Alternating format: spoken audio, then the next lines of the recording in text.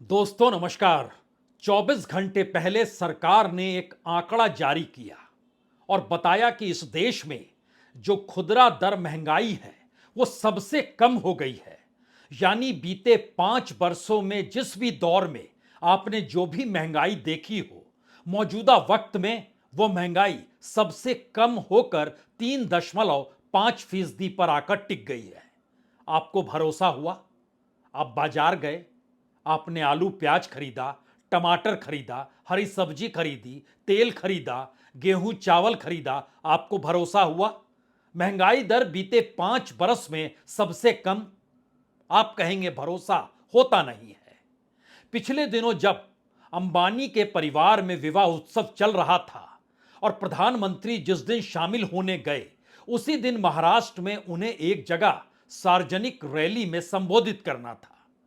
उन्होंने जानकारी दी कि सरकार ने 9 करोड़ रोजगार दिए हैं और यह आंकड़ा किसी दूसरे का नहीं, आरबीआई का है। यानी रिजर्व बैंक ऑफ इंडिया ने जानकारी दी प्रधानमंत्री को कि 9 करोड़ रोजगार जब मोदी सत्ता रही तो उस दौर में दिए गए। हमारी पूरी टीम तो क्या, इस देश के बड़े बड़े ऑर्गेनाइजेशन भी लग गए कि इतनी नौकरियां कहां दी गई। किसी को नहीं मिला, लेकिन प्रधानमंत्री खुद कह रहे हैं तो आपको तो मानना चाहिए।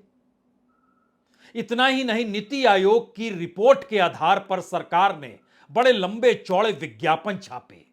कई जगहों पर प्रधानमंत्री ने चुनाव के दौर में भी कहा कि इस देश में 25 करोड़ लोग गरीबी रेखा से ऊपर आ गए हैं, यानी अब वो गरीब रहे नहीं। इस देश में गरीबों की तादाद बढ़ी है या 25 करोड़ कम हो गई है? नीति आयोग कह रहा है, कभी आरबीआई कह रही है, कभी सरकार के मंत्रालय के भीतर से निकला हुआ कोई आंकड़ा कहता है। तो ना महंगाई, ना बेरोजगारी, ना गरीबी, एक शानदार भारत की जमीन पर प्रधानमंत्री मोदी खड़े हैं। लेकिन इस दौर में प्रधानमंत्री मोदी खुद कहां हैं? क्या वाकई वो इतने मशगूल हो चुके हैं कि उसने 15 अगस्त को जो लाल किले से भाषण देना है उसी की तैयारी हो रही है? इस दौर में पार्लियामेंट के भीतर और बाहर जिसने भी निशाना विपक्ष पे साधा, राहुल गांधी पर साधा। और यह सवाल सिर्फ मंत्रियों तक नहीं सीमित रहा, बल्कि इस देश की नौकरशाही के भीतर भी यह सवाल धीरे धीरे बड़ा होने लगा कि आखिर सच बोल कौन रहा है। और देखिए, परिस्थितियां धीरे धीरे बढ़ते बढ़ते ऐसी स्थिति में आकर खड़ी हो गई कि कल तक जिन बातों का जिक्र होता था कि हेराल्ड केस में राहुल गांधी से पूछताछ होगी और ईडी पूछताछ करेगी और हो सकता है गिरफ्तारी भी कर ले, वो फाइल बना रही है। लेकिन ऐसा क्या हो गया कि ईडी के अधिकारियों के भीतर ही बड़ी मोटी मोटी लकीरें खींची जाने लगी और कहा जाने लगा कि जिस लिए ईडी को बनाया गया और जिन जगहों से आर्थिक अपराध हो रहे हैं उन जगहों पर ईडी कोई कार्रवाई क्यों नहीं करती है। अब ईडी के डायरेक्टर, चेयरमैन या सर्वोसर्वा जो होंगे, जो प्रधानमंत्री के निर्देश पर चले, वो अकेले तो चले नहीं जाएंगे। अधिकारियों की एक फौज उसमें काम करेगी, बड़ी तादाद में अधिकारी पूछताछ करेंगे और कहीं पर भी रेड मारनी हो या किसी की गिरफ्तारी हो, कोई अकेले व्यक्ति तो निकलता नहीं है। लेकिन ऐसा क्या हो गया कि ईडी को दोबारा से उस फाइल को बंद करना पड़ गया और ईडी की नौकरशाही के भीतर ही बहुत सारे सवाल फुसफुसाहट से निकलते हुए तेज तेज बाहर तक सुनाई देने लग गए। तो क्या अधिकारी भी समझने लगे कि जो हो रहा है वो सही नहीं है? और सेबी के भीतर भी अब बीते 48 घंटों से एक सवाल बड़ा हो चला है कि आखिर सेबी का जो काम है और सेबी की जो साख है और सेबी की जो पहचान है, अगर सारी परिस्थिति एक एक करके गायब हो रही है तो जिम्मेदार होगा कौन? और जब शेयर बाजार मैनिपुलेशन का अड्डा बन जाएगा तो फिर ऐसे में वही बड़ी कंपनियां जिनके रिश्ते सेबी से हों या सेबी के संभालने वाले नौकरशाही के हाथों से हो या फिर इस देश की सत्ता से हो, काम तो वही करेंगे।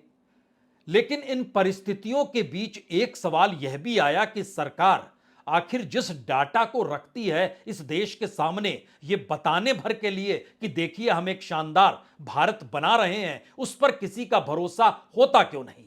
और नौकरशाही भी इस दौर में दम क्यों तोड़ रही है, ये जानते समझते हुए कि अभी भी वही सरकार है जो बीते 10 बरस में थी। सवाल सिर्फ इतना भर नहीं है, सवाल तो कई कदम आगे निकल गया है। अब मीडिया के भीतर भी इस बात को लेकर कुलबुलाहट है कि इस दौर में मीडिया के स्क्रीन पर रेंगने वाले चेहरे कोई देखना चाहता नहीं है जो बीते 10 बरस से देखे जा रहे थे। जिन खबरों को वो बीते 10 बरस से लगातार दिखाते रहे और सत्तानुकूल होकर ढोल बजाते रहे, अब उसे भी कोई देखना नहीं चाहता है। व्यूवरशिप लगातार कम हो जा रही है। तो असल खबर और असल साख जहां पर है, उसे क्या टटोला जाए, समझा जाए? दरअसल मीडिया की पूरी पहल इस देश के भीतर की उस सामाजिक आर्थिक परिस्थितियों को अब सामने लेकर आती है जो ये बताने लगी है कि इस देश के भीतर एक बदलाव की कहीं ना कहीं थिरकन महसूस होने लगी है। यानी सवाल कांग्रेस का नहीं, सवाल बीजेपी का नहीं, सवाल इंडिया का नहीं है। सवाल यह है कि ऐसी परिस्थिति अगर नए तरीके से इस देश में बन चुकी है जहां पर लोगों की प्रतिक्रिया है जो सरकार परोस रही है वो सच नहीं है, जो विपक्ष कह रहा है सरकार को उसे सुनना चाहिए, जिन आवाजों के साथ जो सवाल पूछे जा रहे हैं सरकार को जवाब देना चाहिए, लेकिन सरकार अपनी मनमर्जी पर है तो उसे बताए दिखाए कौन, खुद की साख लुटाए कौन?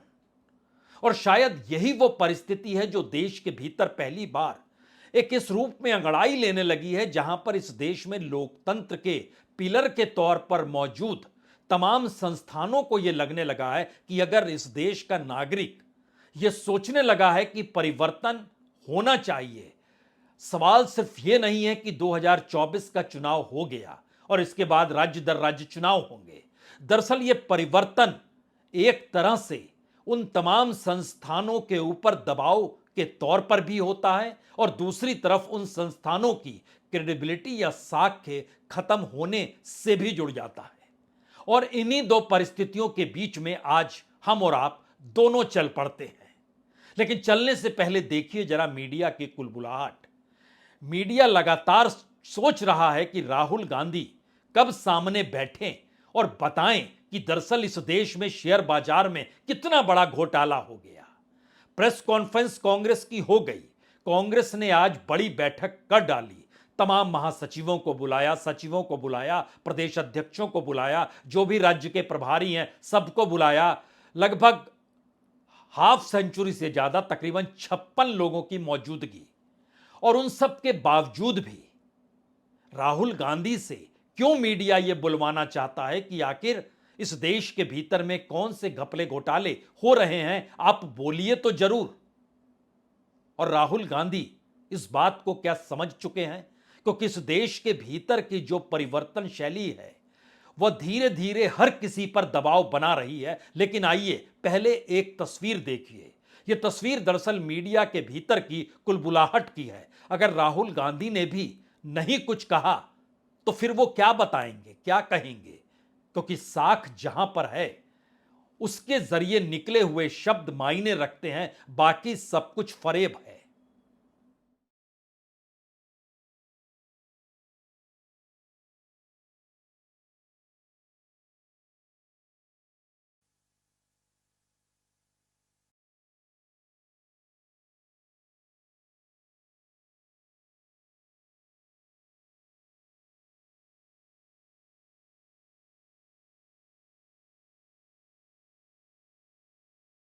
जेपीसी मना कर दिया। जेपीसी के लिए साफ तौर पे जेपीसी के लिए सरकार मना कर रही है। क्या कहेंगे सर? जेपीसी के लिए सरकार मना कर रही है, कह रही है आप लोग बरगला रहे हैं, कॉन्स्पिरेसी है ये। नहीं क्या कहेंगे सर आप?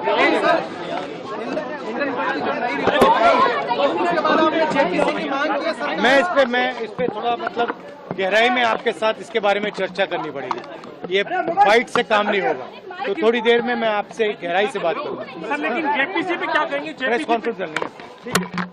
कोई भी कह सकता है कल तक तो राहुल गांधी को मीडिया दिखाना चाहता नहीं था, आज उसकी जरूरत राहुल गांधी कैसे हो गए? वह भी उस मुद्दे को लेकर जिस मुद्दे के कटघरे में खुद प्रधानमंत्री मोदी को राहुल गांधी ने खड़ा कर दिया।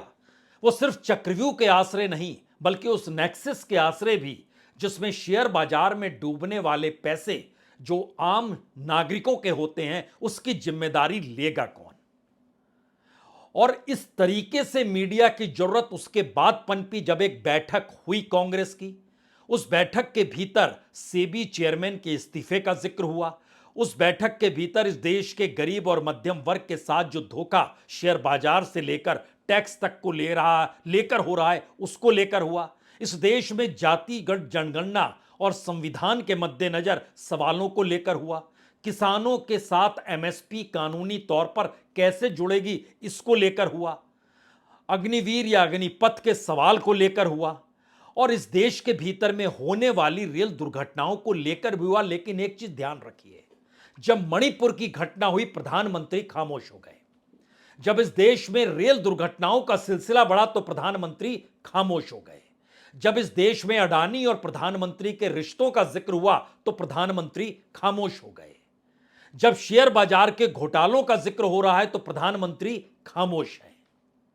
तो क्या जब जब ऐसी क्राइसिस आती है या संकट आता है तो प्रधानमंत्री इसलिए खामोश हो जाते हैं क्योंकि वो जानते हैं उनका बोलना उन्हीं के खिलाफ चला जाएगा? क्योंकि बीते 10 बरस में उन्होंने जो कुछ कहा, जिस रूप में किया, उसकी सही व्याख्या वही मीडिया कर रहा था जो चाहता था कि उनके टेलीविजन स्क्रीन पर एक नायक घूमता रहे। और अब उस नायक को मानने के लिए कोई तैयार नहीं तो फिर मीडिया क्या करे? उसे एक नायक की खोज है, इसीलिए वो राहुल गांधी से लगातार सवाल कर रहा है। लेकिन इसके साथ जुड़ा हुआ एक सवाल और है। इस देश के भीतर में बीते 10 बरस में जो लोगों के नायक के तौर पर प्रधानमंत्री मोदी को खड़ा किया गया, वही प्रधानमंत्री मोदी का चेहरा इन तमाम हादसों, दुर्घटनाओं या त्रासदी के बीच गायब हो जाता है तो क्या जनता देखना नहीं चाहती है? और अब इसको नौकरशाही भी समझ गई, जांच एजेंसियों को संभाले हुए लोग भी समझ गए। क्या वाकई ऐसी परिस्थिति आ गई है? और यह परिस्थिति अगर आ गई है तो यह बहुत सारे नए सवालों को जन्म देती है। उन सवालों पे आने से पहले कुछ फैक्ट्स हमको लगता है इस देश के भीतर में जो स्थिति है उसको समझ लीजिए। बाकायदा एक सीएजी की रिपोर्ट रेलवे को लेकर आती है। उससे पहले बता दें 66 दिन सरकार के हो गए हैं, 17 रेलवे एक्सीडेंट हुए हैं, लेकिन रेल मंत्री ने इस्तीफा नहीं दिया, प्रधानमंत्री ने एक शब्द नहीं कहा। लेकिन वहीं सीएजी की एक रिपोर्ट बताती है कि लगभग 1,03,395 करोड़ के घाटे में पूरा का पूरा रेल में जो काम होना था वो नहीं हुआ, नहीं चल रहा है। यानी ट्रैक तक रिन्यूअल जो होने थे वह भी नहीं हो पाए। और सीएजी ने पुराने डाटा को भी जिक्र किया है कि 2020-21 को अगर आप देखिए तो एलोकेशन किया गया था रेलवे विभाग को 58,459 करोड़ रुपए, लेकिन रेलवे ने खर्च किया 671 करोड़ रुपए। बाकी क्या वंदे भारत ट्रेन में लगा दिया गया? और वंदे भारत ट्रेन, जैसे दिल्ली से आप कानपुर जा रहे हैं, वंदे भारत का आप टिकट कटाएंगे तो आपको लगेगा 1,115 रुपए। सामान्य तौर पर अगर आप जाते तो 300 रुपए में पहुंच जाते। यानी एक प्रॉफिट की परिस्थिति में सरकार अगर कॉरपोरेट भावना के साथ काम करने लगे और धीरे धीरे कॉरपोरेट के हवाले ही सब कुछ करने की दिशा में आकर खड़ी हो जाए तो इसका मैसेज पहली बार बहुत साफ है कि सरकार एक ऐसी लड़ाई लड़ रही है जो वो जानती है कि पैसे के आश्रय ही सरकार चलेगी, पार्टी चलेगी। और इस देश में को चलाने वाले कॉरपोरेट को भी मुनाफा चाहिए, तो मुनाफे के आधार पर तमाम पॉलिसी इस दौर में बनाई गई। और जब जब संकट आया प्रधानमंत्री गायब हो गए। और इस दौर में जिन मंत्रियों ने जो भी सवाल उठाए उन सवालों के अक्सरे अगर आपके जहन में यह बात है कि राहुल गांधी से उनकी जाति पूछी गई, अनुराग ठाकुर ने पार्लियामेंट के भीतर पूछी, तो सवाल यह भी है कि बीजेपी और आरएसएस की बैठक में यह भी चर्चा निकल कर आती है कि जाति के संवेदनशील मसलों से बचना चाहिए और आप अगर नहीं बचेंगे तो आपकी पूरी राजनीतिक जमीन खिसक जाएगी, क्योंकि इस देश की हकीकत जाति व्यवस्था है। तो क्या अनुराग ठाकुर खामोश हो गए?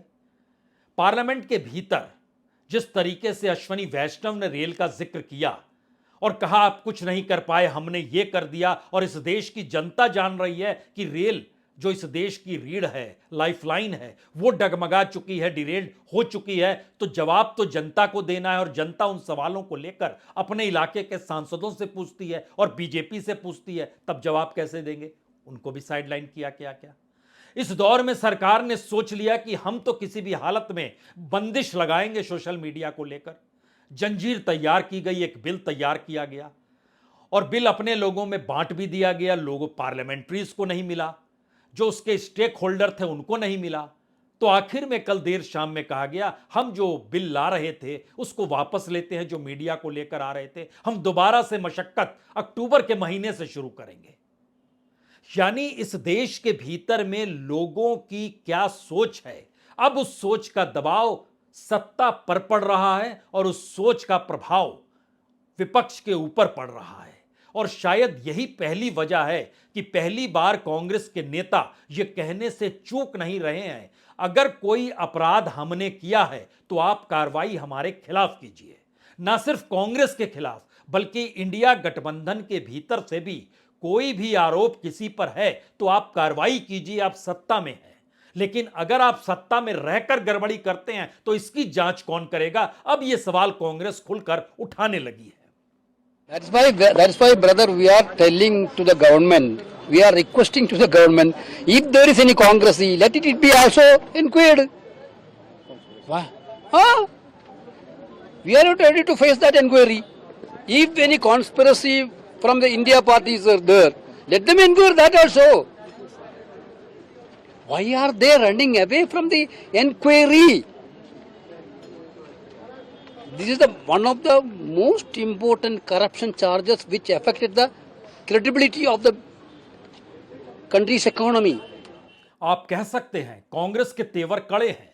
आप कह सकते हैं कि कांग्रेस को पहली बार राहुल गांधी एक ऐसी छवि के साथ मिले हैं जहां पर वो सीधे निशाने पर लेने से चूकते नहीं हैं सत्ता को, उनके मंत्रियों को, उनकी नौकरशाही को। और इस दौर में मीडिया को लेकर 22nd of August, throughout the country, in state headquarters, we will gather the Enforcement Directorate office. Thousands of Congress workers will gather the ED office in each state capital on 22nd. लेकिन इन सब के बावजूद भी अब उस media को जरूरत राहुल गांधी की है। इस देश की नौकरशाही राहुल गांधी की बात को लेकर समझने लगी है। इस देश के भीतर की जांच एजेंसियों के भीतर भी कई सवाल उठने लगे हैं। और सवाल सिर्फ इतना भर नहीं है, अगर सरकार के तौर तरीकों के आप बारीकी से समझना चाहें तो ध्यान दीजिए कि रेल मंत्रालय की तरफ से इस दौर में कैबिनेट ने 8 रेलवे प्रोजेक्ट को हरी झंडी दी। हम सिर्फ 3 प्रोजेक्ट का जिक्र आपसे करते हैं जिससे एक तस्वीर और साफ होगी। गुनूपुर से थेरुवाली जो उड़ीसा में आता है कोरापुट में, तो गुनूपुर से कोरापुट तक का जो पूरा रास्ता है ये 1994 में हालांकि सैंक्शन किया गया था रूट, लेकिन इस दौर में कॉरपोरेट का खनिज संसाधनों को लेकर जो दबाव सरकार पर आया उसमें तय किया गया कि गुनूपुर से थेरुवाली, जूनागढ़ से नवरंगपुर जो उड़ीसा में है और जूनागढ़ गुजरात में है, वहां से आपको ट्रैक बिछाना होगा और मलकानगिरी जो उड़ीसा में है वहां से पांडुरंगपुर जो खम्माम में है। इस दौर में कॉरपोरेट किस रूप में सक्रिय है कोयले और स्टील को लेकर, या कहें आयरन और स्टील को लेकर, यह कोई छुपी हुई बात नहीं है। और इस दौर में आयरन, स्टील और कोयले के क्षेत्र में कौन कौन सी कंपनियां किस किस रूप में काम कर रही है, वो पावर प्रोजेक्ट को लेकर काम कर रही है या फिर आयरन और खनिज संसाधनों को लेकर काम कर रही है, आज में उसमें भी फहरिस्त जब खोजेंगे तो आपको सरकार के मित्र नजर आएंगे। लेकिन बात इससे भी साफ नहीं होती है कि उनके लिए ही सारे प्रोजेक्ट क्या इस दौर में लाए जा रहे हैं। हम आपको एक दूसरी स्थिति बतलाते हैं। राज्यसभा में सरकार ने कहा कि हां, हमने इस देश के भीतर में स्टील की कई कंपनियों को बेचने की कोशिश की है। और आज ही के दिन सरकार ने एक डाटा जारी कर बताया कि हमारा जो स्टील में प्रोडक्शन है वो बड़ा जबरदस्त तरीके से बढ़ रहा है। प्रोडक्शन भी बढ़ रहा है, कंजम्पशन भी बढ़ रहा है। तो कोई भी कहेगा कि एक हफ्ते पहले आप पार्लियामेंट में कह रहे थे स्टील कंपनियां बेचने निकले हैं और दूसरी तरफ आप ये बता रहे हैं कि स्टील कंपनियों से जुड़ी सरकारी कंपनियां लाभ भी है और वो लगातार प्रोडक्शन भी ज्यादा कर रही है। दोनों बातें कैसे एक साथ चलेगी? छोटा सा डाटा सरकार द्वारा जारी, लेकिन इंडस्ट्री से जुड़ा हुआ, तो इसको आप हकीकत मान लीजिए। कोर स्टील प्रोडक्शन जो है 2021 से 2024 के बीच में सरकार ने बताया कि उस समय 27 मिलियन टन था, 22 में 31 मिलियन टन हो गया, 23 में 35 मिलियन टन हो गया और इस बरस ये 36.6 मिलियन टन हो गया। यानी कोर स्टील प्रोडक्शन बढ़ गया। फिनिश्ड स्टील प्रोडक्शन जो है यह 2021 में 26 मिलियन टन था, 22 में 29 मिलियन टन हो गया, 23 में 33.4 मिलियन टन हो गया और 2024 इस बरस 35.8 मिलियन टन हो गया। ध्यान दीजिए, यह भी लगातार बढ़ रहा है। और फिनिश्ड स्टील का कंजम्पशन जो है, जो उपयोग में लाया जा रहा है, 2021 में यह 24.9 मिलियन टन था, 22 में बढ़कर 27.5 मिलियन टन हो गया, 23 में बढ़कर यह 30.8 मिलियन टन हो गया और 2024 में यह 35 मिलियन टन को पार कर गया। कोई भी कहेगा इसका मतलब है कि स्टील कंपनी या सेल जो है वो तो लाभ में है, सरकार उसे बेचना क्यों चाहती है? और बकायदा सरकार ने कहा कि स्टील अथॉरिटी ऑफ इंडिया जो हम लोगों ने तय किया था 2016 में अप्रूव किया था कि सेल की 3 अलग अलग यूनिट्स को बेचा जाएगा, उसमें एलॉय स्टील प्लांट दुर्गापुर का, सलेम स्टील प्लांट सलेम का, Visvesvaraya iron steel plant Bhadravati को, इसको हम बेचना चाहते हैं। लेकिन सरकार को कोई बिडर मिला ही नहीं जो सरकार बेच पाती। और यह स्थिति राष्ट्रीय इस्पात निगम लिमिटेड के साथ भी हुई, यह स्थिति एनएमडीसी स्टील लिमिटेड के साथ भी हुई, यह फेरो स्क्रैप निगम लिमिटेड के साथ भी हुई। यानी सरकार बेचना चाहती है, कहां, किसको? जिसमें लाभ हो रहा है। यह मसला क्या है? डाटा का खेल है या कुछ खेल दूसरा है, या सरकार चाहती है कि सब कुछ निजी हाथों में सौंप दिया जाए? ये सारे सवाल आपको परेशान कर रहे होंगे, लेकिन एक क्षण के लिए दोबारा लौट चलिए। सरकार ने जिक्र किया था, प्रधानमंत्री ने जिक्र किया था, 9 करोड़ रोजगार हमने दिया है। और एनएसएसओ का डाटा बतलाता है कि जब से मोदी सरकार सत्ता में आई है तब से संगठित और असंगठित क्षेत्र दोनों को मिला दीजिएगा तो भी 9 करोड़ का आंकड़ा एनएसएसओ नहीं पकड़ पाता है, सीएमआई नहीं पकड़ पाता है जो प्राइवेट संस्था है। तो डाटा कहां से आ गया? जो 25 करोड़ लोग गरीबी रेखा से नीचे ले आई नीति आयोग, उसके भीतर का सवाल यह था कि सरकार ने किया कि जो भी योजनाएं सरकार ने लागू की, सिलेंडर आपके घर पहुंच गया ना, 5 किलो अनाज आपके यहां पहुंच गया ना, आपको घर मिला या नहीं मिला, नाम तो आपका दर्ज हो गया है ना कि आपको घर मिल जाएगा। अच्छा, नल से जल की पाइप भी आपके यहां लग रही है, भाई इनका खर्चा जोड़ो और खर्चा जोड़ के प्रति व्यक्ति के साथ इसका खर्चा जोड़ दो और पता चला कि सभी रईस हो गए। गजब की थ्योरी है इस पूरी प्रक्रिया के भीतर में। यह वैसी ही थ्योरी है जैसे किसानों की आय एक झटके में सरकार ने दुगनी कर दी, जबकि किसी भी किसान की आय सिर्फ खेती से इस दौर में कम हो गई है। बाकी पशुधन से या मजदूरी से उसकी आय बढ़ी है, लेकिन खेती में वो लागत निकाल पाने की स्थिति में नहीं है। 4 सवाल सबसे बड़े सवाल हैं इस दौर में। सत्ता के सामने मुश्किल, उसके मंत्रियों के सामने मुश्किल ये, वो हिडेनबर्ग पर कुछ कहें, शेयर बाजार पे कुछ कहें, जाति के सवाल को लेकर कुछ कहें, या ऐसे किसी भी मुद्दे को लेकर कहें, वो जांच को लेकर ही क्यों ना जुड़ी हो, वह भी राहुल गांधी के नाम के साथ लेकर कहें। इस दौर में समाज के भीतर का दबाव यह है कि सत्ता बार बार भटकाती है, वो गलत कर रही है, नहीं करना चाहिए, और राज्य दर राज्य उसकी राजनीतिक जमीन खत्म होगी। तो सरकार अपने मंत्रियों को सचेत कर रही है। दूसरी बात, इस देश में नौकरशाही 10 साल तक जिस सुनामी के साथ सत्ता के साथ बह रही थी, अब उसे समझ में आ गया है कि अब अगर आज की तारीख में राहुल गांधी को बुला ही ले तो फिर उसके बाद क्या होगा। और धीरे धीरे मौजूदा राजनीतिक सत्ता जो अल्पमत में इस वक्त संसद के भीतर है, और कल पता नहीं किस मौके पर किस मुद्दे के आसरे सरकार अगर डगमगाई गई तब क्या होगा। नौकरशाही अपने भविष्य को देखती है, वर्तमान को देखती है, परिवार को देखती है, कैरियर को देखती है, पेंशन को देखती है, उसके बाद किस सरकार के साथ खड़े होना यह भी देखती होगी। इस दौर में सबसे कमजोर खूंटे पर मौजूदा सरकार बंधी हुई है, ये वो मान चुकी है। तो नौकरशाही के भीतर भी परेशानी का सबब शुरू हो चला है। और तीसरी बड़ी बात है कि कांग्रेस को इस वक्त नेता ऐसा मिला है पार्लियामेंट के भीतर, जो प्रतिपक्ष का नेता भी है, वह उन मुद्दों को हवा दे रहा है जिन मुद्दों की हवा इससे पहले पार्लियामेंट के भीतर तो दूर सड़क पर भी नहीं बहती थी। यानी जिन मुद्दों को जिस तर्ज पर उठाया जा रहा है उससे परेशानी अब सत्ता को होने लगी है कि उसकी ट्रेनिंग तो पारंपरिक राजनीति की थी और राहुल गांधी एक झटके में उस पारंपरिक राजनीति को तोड़कर जनता से जुड़े हुए सवालों को इस तरीके से रख देते हैं कि सत्ता सरकार सोचती है ये क्या हो गया।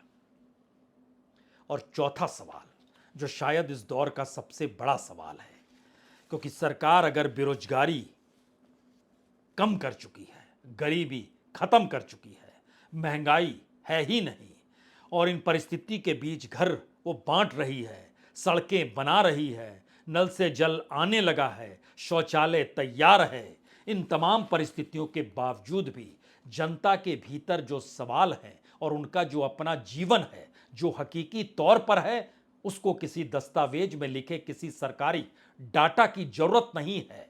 यही बात मौजूदा दिल्ली की सत्ता को घबरा रही है और यही वो वजह है जहां से प्रधानमंत्री आपको किसी सभा सम्मेलन में अब दिखाई देते नहीं होंगे, क्योंकि वो जहां भी जाएंगे उन्हें उस फैक्ट को रखना ही होगा जिस विषय को लेकर जिन लोगों के बीच वो संबोधित कर रहे होंगे, क्योंकि वो जानते हैं बंद कमरे में 10 लोगों के सामने भी जो बात कही गई, अगर मीडिया का भोंपू या फिर इस देश के भीतर में जो मेन स्ट्रीम मीडिया सरकार के साथ खड़ा था, अगर उसको सामने लेकर आएगा और उसके बाद इस देश के भीतर में उसी से जुड़े हुए सवाल जब सरकार को घेरेंगे तो प्रधानमंत्री कैसे कहेंगे। इससे पहले की हवा कुछ और थी, अब हवा कुछ और है। ये जनता के भीतर के सवालों की हवा है, इसीलिए इस दौर में प्रधानमंत्री आपको अंडरग्राउंड दिखाई देते होंगे, लेकिन लाल किले के प्राचीर पर वो रहेंगे। बहुत बहुत शुक्रिया, बहुत बहुत शुक्रिया।